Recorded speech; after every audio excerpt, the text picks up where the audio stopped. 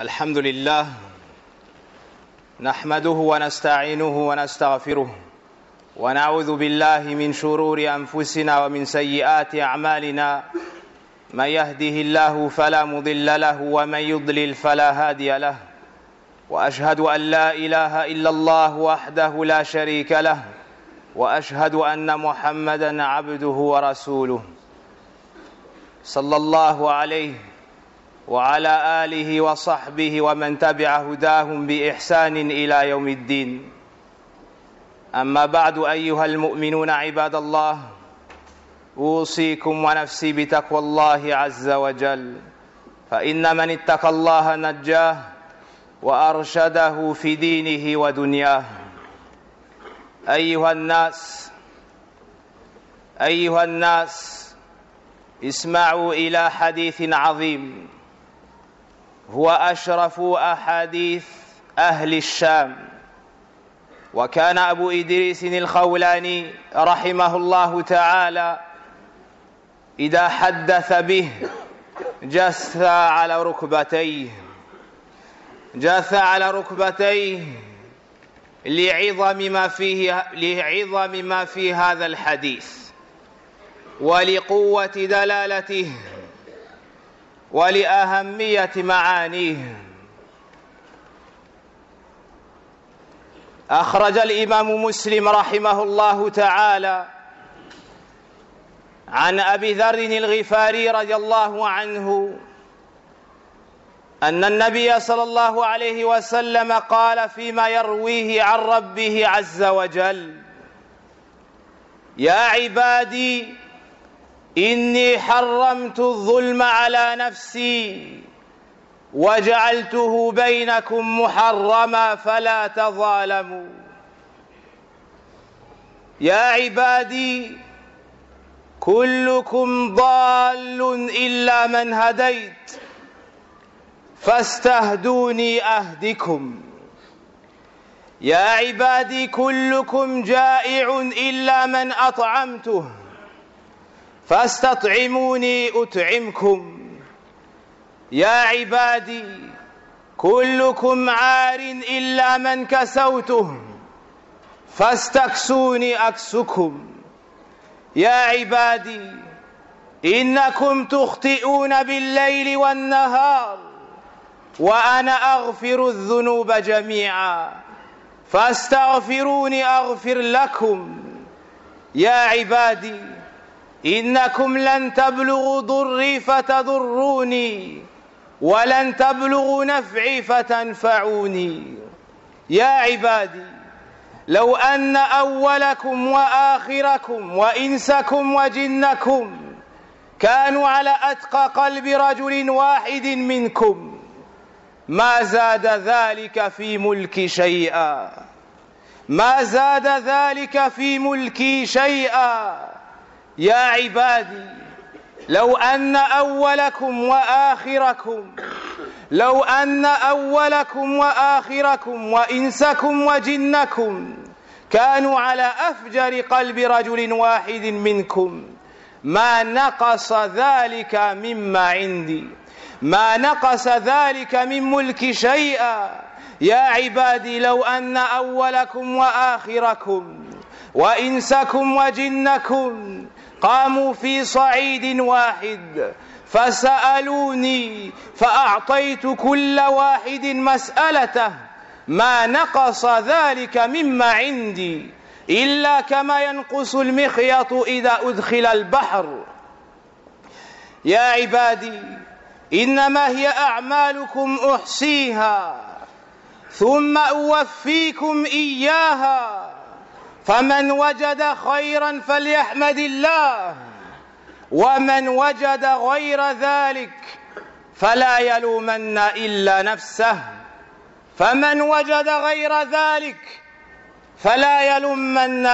نفسه. رواه مسلم رحمه الله تعالى. أيها المؤمنون، هذه وقفة مع حديث شريف، مع حديث جليل القدر علي المكانة، حديث قدسي يرويه النبي الكريم عليه الصلاة والسلام عن ربه عز وجل تبارك وتعالى، فجدير بنا أجمعين أن نتأمل في معانيه العظيمة ودلالته المباركة، راجين من ربنا جل وعلا أن ينفعنا به. وكان أبو إدريس الخولاني إذا حدث بهذا الحديث وهو راوي الحديث عن أبي ذر جث على ركبتيه تعظيما لهذا الحديث ولقوة معانيه المباركة. هذا الحديث مشتمل على 10 نداءات إلهية فيها بيان كمال عدل الله جل وعلا، وأنه غني عن العالمين، وفيه كمال رحمته ولطفه ورفقه بعباده أجمعين. وفي هذا الحديث كمال غناه وشدة فقر العباد إليه. وسنتأمل ونتفقه في الفقرة الأولى لضيق الوقت. يقول الله سبحانه وتعالى: يا عبادي إني حرمت الظلم على نفسي وجعلته بينكم محرما فلا تظالموا. فالله رب العالمين يخبرنا أجمعين أنه لا يظلم أحدا، مع أنه على كل شيء قدير، مع أنه فعال لما يريد. وإذا كان هذا شأن الخالق للخلائق أجمعين، فما بال أقوام يظلمون الناس، فما بال أقوام يعتدون على الآخرين. الله جل وعلا على كل شيء قدير، ما شاء كان وما لم يشاء لم يكن، يفعل ما يريد تبارك وتعالى. ومع ذلك يا عباد الله، لكمال عدله حرم على نفسه أن يظلم أحدا. ثم في هذا الحديث حرم الظلم بين نحن أي العباد، فلا يجوز لعبد أن يظلم نفسه، ولا يجوز لعبد أن يظلم غيره. وأنواع الظلم 3: أولا ظلم العبد لنفسه بأن يشرك بالله شيئا، هذا يا عباد الله أعظم الظلم على الإطلاق. قال الله جل في علاه: إن الشرك لظلم عظيم. يا عبد الله، خلقك ربك ورزقك ربك، فهو مالك الناس أجمعين، فلا يجوز صرف العبادة لغيره تبارك وتعالى، فلا إله غيره ولا رب سواه. فهذا أعظم الظلم، وهو الظلم الذي لا يغفره الله سبحانه وتعالى لمن مات عليه ولقيه ظالما لنفسه بهذا الذنب العظيم. إن الله لا يغفر أن يشرك به ويغفر ما دون ذلك لمن يشاء. النوع الثاني من أنواع الظلم ظلم العبد لنفسه بارتكاب المعاصي والسيئات. فلا يجوز لك أن تعصي الله فإلا صرت ظالما لنفسك. والنوع الثاني ظلم العباد، ظلم الآخرين بالاعتداء ومنع الحقوق. في هذا الحديث العظيم الله سبحانه وتعالى نادانا بأسلوب لطيف فيه إظهار الرحمة والرفق منه تبارك وتعالى. وهذا النداء الرباني الرحيم استمعوا إليه وتفقهوا فيه واعملوا بمقتضاه. وأعظم الظلم وأشنعه أن تجعل لله ندا وهو خلقك. فاحذروا الظلم يا عباد الله، فإن النبي صلى الله عليه وسلم قال مخبرا عن مآل الظالمين يوم القيامة يوم يقوم الناس لرب العالمين قال صلى الله عليه وسلم الظلم ظلمات يوم القيامة الظلم ظلمات يوم القيامة ولما أرسل معاذا رضي الله عنه إلى اليمن داعيا إلى الله وتوحيده قال له في نهاية الحديث وإياك وكرائم أموالهم واتقي دعوة المظلوم فإنه ليس بينه وبين الله حجاب وفقنا الله وإياكم لما في صلاحنا في الدنيا والآخرة.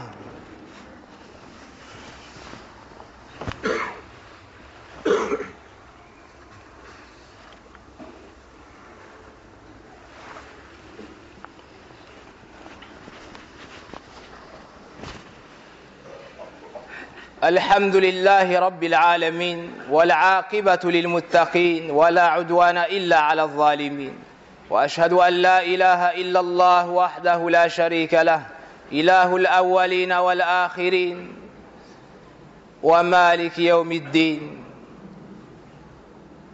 أيها الناس Abu Dhar radiallahu anhu nous rapporte que le prophète sallallahu alayhi wa sallam a dit en rapportant les paroles de son Seigneur: ô vous mes serviteurs, je me suis interdit à moi-même l'injustice et l'ai rendue entre vous interdite, alors ne vous opprimez pas les uns les autres. Ô vous mes serviteurs, vous êtes tous égarés sauf celui que j'ai guidé, demandez-moi donc de vous guider et je vous guiderai. Ô vous mes serviteurs, vous êtes tous affamés, sauf celui que j'ai nourri. Demandez-moi donc de vous nourrir, et je vous nourrirai. Ô vous mes serviteurs, vous êtes tous nus, sauf celui que j'ai vêtu. Demandez-moi donc de vous vêtir, et je vous vêtirai. Ô vous mes serviteurs, vous commettez des fautes, des péchés, de nuit comme de jour, la nuit et le jour, et je suis celui qui pardonne l'ensemble des péchés. Demandez-moi donc de vous pardonner, et je vous pardonnerai. Ô vous mes serviteurs, vous ne saurez atteindre ma nuisance en me nuisant, ni m'être profitable en m'apportant un quelconque bien. Ô vous mes serviteurs, si vous étiez tous réunis du premier au dernier, l'ensemble des humains et l'ensemble des djinns, avec le cœur de l'homme le plus pieux d'entre vous, cela n'ajouterait rien dans mon royaume. Ô vous mes serviteurs, si vous étiez tous réunis du premier au dernier, les humains et les djinns, dans le cœur de l'homme le plus pervers, cela ne diminuerait en rien ma royauté ou ma possession. Ô vous mes serviteurs, si du premier au dernier l'ensemble des hommes et l'ensemble des djinns se seraient tenus sur une seule et même place, puis que chacun d'entre vous me demandait tout ce qu'il souhaitait, et que j'accorderais à chacun ce qu'il a demandé, cela ne diminuerait en rien ce que je possède, si ce n'est à l'image de ce que diminue l'aiguille qui est entrée dans la mer lorsqu'on la ressort de l'eau. Ô vous mes serviteurs, ce sont vos actions, je les enregistre, puis vous rétribue en fonction de celle-ci. Celui donc qui trouve du bien, qu'il remercie Allah. Et celui qui trouve autre chose, qu'il ne s'en prenne qu'à lui-même. Rapporté par l'imam Muslim. Il nous convient à tous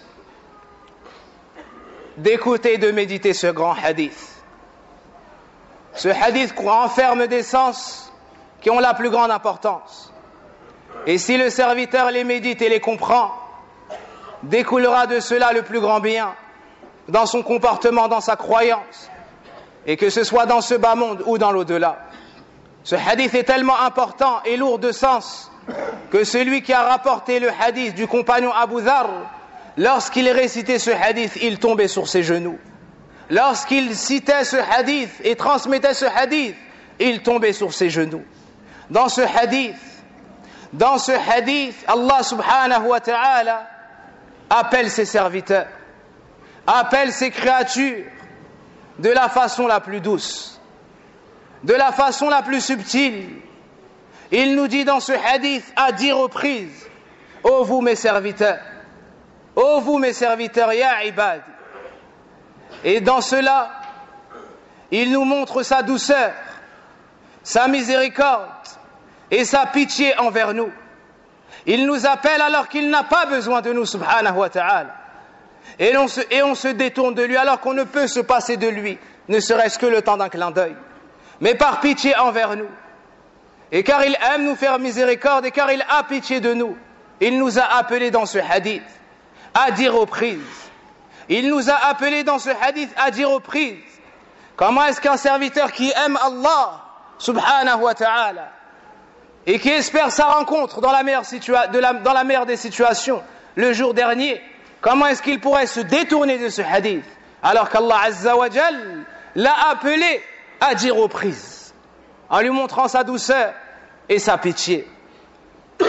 Ce hadith est long, mais nous allons donc nous arrêter sur le premier passage.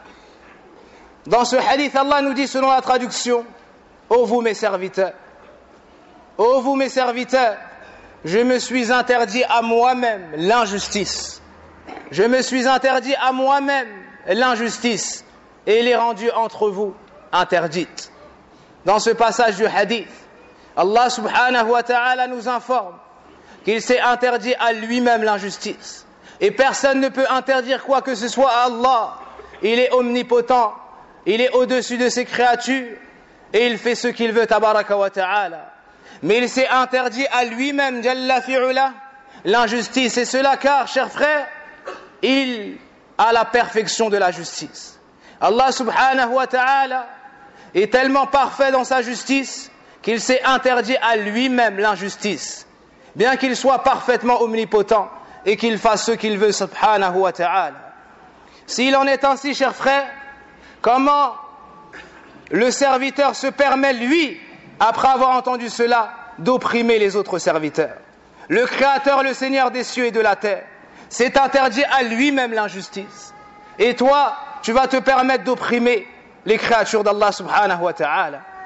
Allah tabaraka wa ta'ala ensuite nous informe que l'injustice est une chose interdite entre nous, ses serviteurs.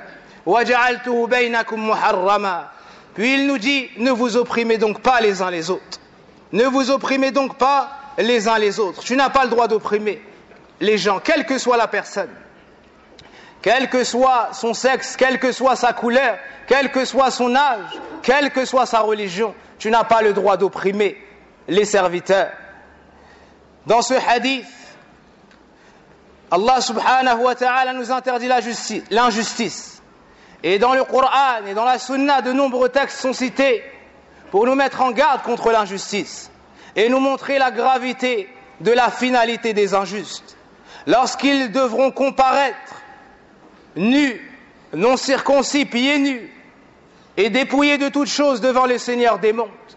Et lorsque la balance sera établie, ce jour-là, le prophète sallallahu alayhi wa sallam nous dit: l'injustice sera les ténèbres le jour du jugement dernier.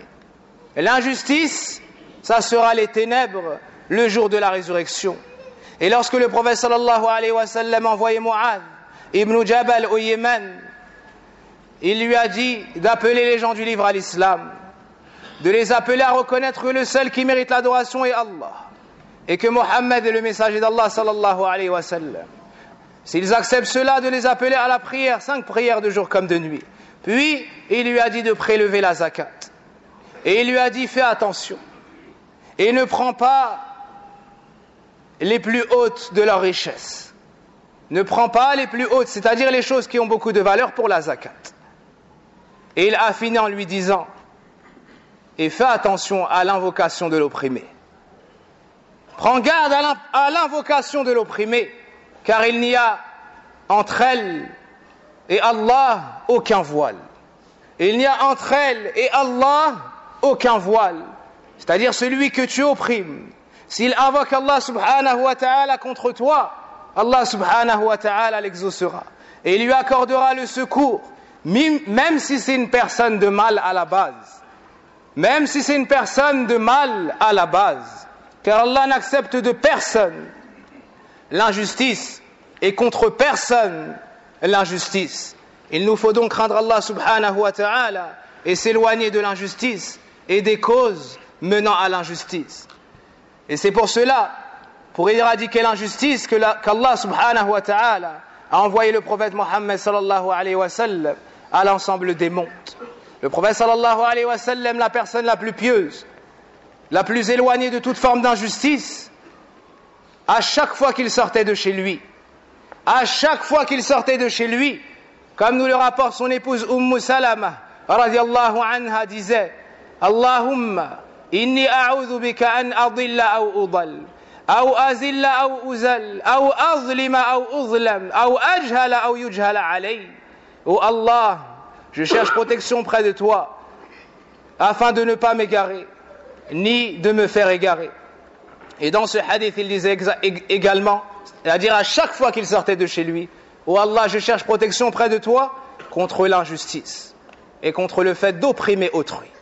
Si le prophète sallallahu alayhi wa sallam, la meilleure des créatures, la plus loin de toute injustice, invoquait Allah de peur de tomber dans l'injustice, à plus forte raison nous, les serviteurs faibles et pécheurs que nous sommes. Le prophète sallallahu alayhi wa sallam était un exemple dans la justice, était un exemple dans le fait de s'éloigner de toute forme d'injustice, que ce soit envers les gens, que ce soit envers les animaux, que ce soit envers les grands, que ce soit envers les enfants. Et pour conclure, un seul exemple, il nous faudrait trop de temps, et nous n'aurions pas assez de temps si on voulait démontrer la justice du prophète sallallahu alayhi wa sallam dans un discours, dans une conférence ou 10 conférences. À la bataille de Badr, le prophète sallallahu alayhi wa sallam a aligné les rangs. Il a ordonné aux compagnons de s'aligner. Et il y avait parmi un homme qui se nommait Sawad, qui était avancé par rapport aux autres. Le prophète sallallahu alayhi wa sallam lui a dit: Stawi ya Sawad, aligne-toi et rentre dans le rang.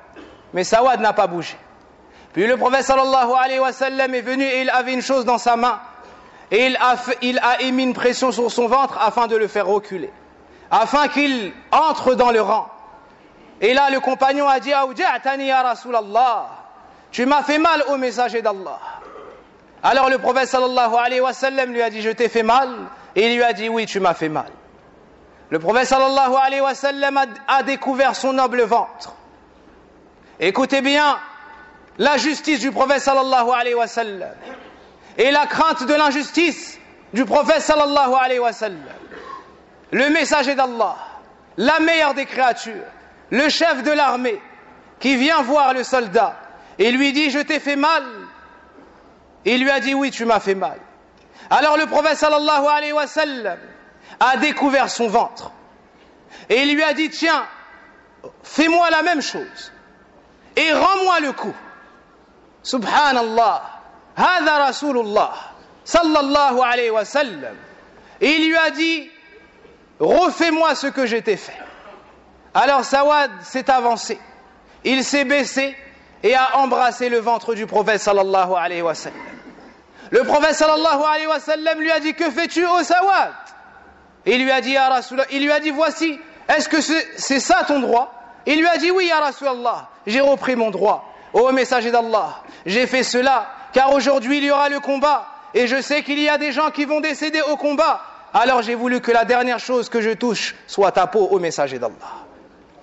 Soit ta peau, ô messager d'Allah. هذا عدل رسول الله صلى الله عليه وسلم أفيتهم بعد ذلك دينه بالظلم والجور ما ذلكم بإنصاف يا عباد الله. Voici la justice du messager d'Allah sallallahu alayhi wa sallam. Est-ce qu'après cela on pourrait qualifier la religion avec laquelle nous est parvenu le messager d'Allah sallallahu alayhi wa sallam d'injustice? La wallah, ceux qui disent cela sont les injustes. ceux qui disent cela sont eux-mêmes les injustes. Sawad radiallahu anhu a embrassé le ventre du prophète sallallahu alayhi wa sallam, car lorsqu'il a eu ce comportement, lorsqu'il a montré la justice avec laquelle Allah l'a envoyé, tout le monde l'a aimé, ses compagnons l'ont aimé, l'ont secouru, et même parmi ceux qui n'ont pas embrassé sa religion, certains ont reconnu sa justice et sa droiture. Alayhi salatu wassalam. Craignez donc, chers serviteurs d'Allah, l'injustice, qu'elle soit faite contre vous-même en faisant des péchés ou contre autrui en dépassant les limites. Wa sallallahu barik ala nabina Muhammadin wa ala alihi wa sahbihi ajma'in. Subhanaka Allahumma wa bihamdik. Ashhadu an la ilaha illa ant.